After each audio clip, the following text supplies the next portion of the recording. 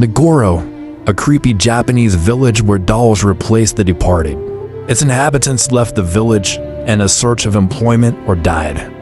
11 years ago, Tsukimi Ayano returned home to Nagoro. Faced with loneliness, she has populated the village with dolls, each representing a former resident.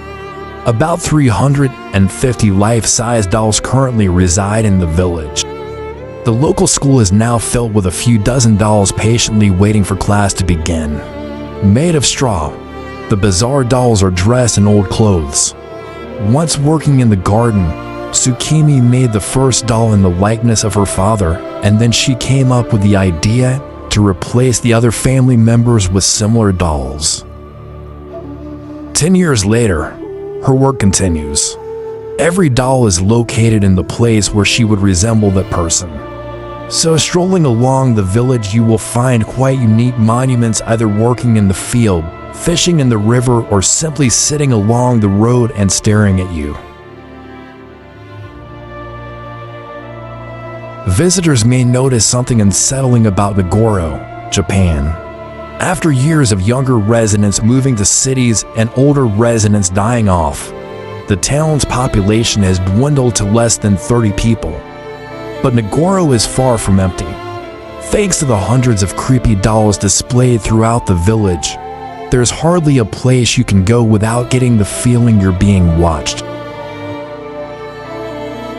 According to Atlas Obscura, there are at least 350 scarecrows, or kakashi in Japanese, populating the village of Nagoro in southern Japan. An artist and native resident named Tsukimi Ayano started making them after moving back to her hometown around 22. Tsukimi spent most of her adult life in Osaka, Japan, and was saddened to discover that her birthplace was quickly becoming a ghost town. She was inspired to repopulate the town with dummies after making a scarecrow modeled after her father to keep birds out of her garden. The life-size doll reminded her of how her home once was, and she thought, why not do the same thing for the rest of the town? Tsukimi got to work building straw-stuffed recreations of Nagoro's former residents and posing them around the village, miming various activities. Today, the uncanny memorials can be spotted in hard hats doing road work, gardening in yards, and studying in abandoned classrooms.